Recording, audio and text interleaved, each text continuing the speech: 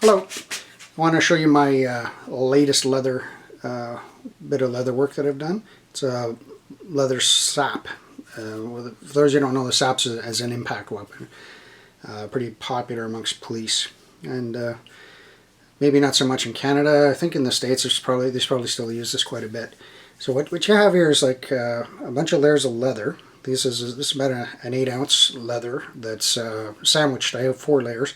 The 2 inner layers I have cut a pocket in, and I've poured in some molten lead in there to fill the cavity, and then I've sealed it all off. It's all been glued together, and then it's been saddle stitched. And then one of the pieces, stay in focus, actually comes from the middle of one of my middle layers, and that forms a strap handle. And then I have a copper rivet here and a copper rivet here, and this copper rivet here actually connects the top of the strap together, so it all sort of holds together. And what you do is, like, as an impact weapon, it's typically held like this in your hand, so that you can still sort of grab onto things. Like the bad guy, you're trying to make an arrest or whatever, or you're engaged and you want to either whack him with the edge or give him a slap up the side or whatever to his ribs or whatever. So I've been playing with it on my heavy bag here, doing some of the techniques that you'd see in Cali, which is if you imagine this is the body, is you're starting the guy's shoulder blade and cutting down as if it was a small sword, based on this weapon, which is a gunting, or a type of Filipino sword. So most of the weapons are doing this kind of a pattern, drawing an X down the thing you're hitting. I'll show you this is you're whacking somebody like that. So following the principle, like the Filipino martial arts, is they believe that you should learn one skill, one pattern of movements, and just transfer them. And it'd be like, if I might practice with the stick, I might practice with the sword, but I could drop that and do the same thing with a knife. So I'm just applying that to this set. So in there, like I said, this is typically how it's held. I imagine it's up to whoever's going to use it. I've sort of adapted. I get an extra inch out of my swing as if I hold it this way. So I'm actually off however that much is back there. That's about an inch, I guess.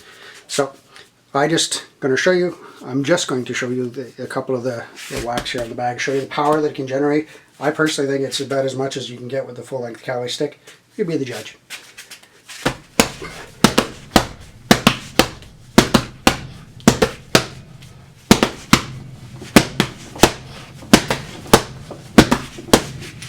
You can see it's generating a lot of power. And if you imagine that's your rib cage, you're just to come up and go, the guy's probably going to feel that. Probably got a pretty good tool for compliance. I don't recommend you carry it. It is a weapon, similar to carrying a baton around with you, or one of the ass batons or monognocks, one of the collapsible batons. It's kind of frowned upon, especially up here in Canada. It's kind of hard to sell this as a weapon of opportunity if you actually do use it. A lot of the key holder persuader stuff you can get away with because you make the excuse that it's a... Imagine this with keys on the end. You can sort of say, well, it's my keychain, and then but you use this, obviously it's a weapon designed for that, and you use the keys to swat at people. You can get away with that if you can articulate that in court to say, well, it's my keychain. This is not a keychain. This is an impact weapon. That's its sole purpose. Unless you want to go around saying I club fish with this because I'm an avid fisherman, it's up to the judge. The attacker's here. You get your distance with your hand. You lay it on. So this is him. Just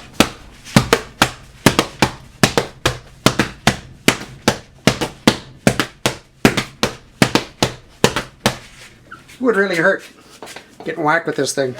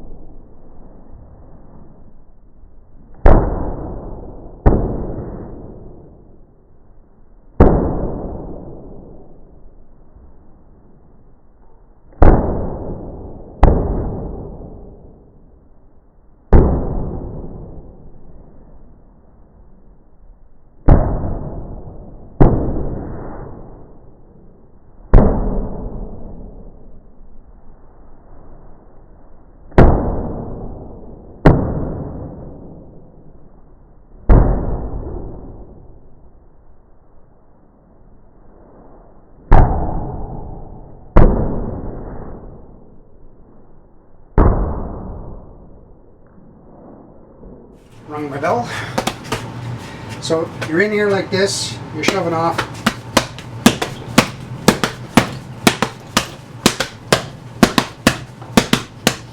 Just kind of a whack, whack, whack.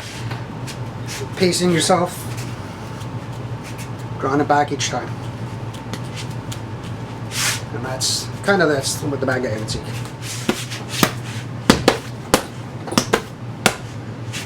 There you have it. My toy. Leather Sap.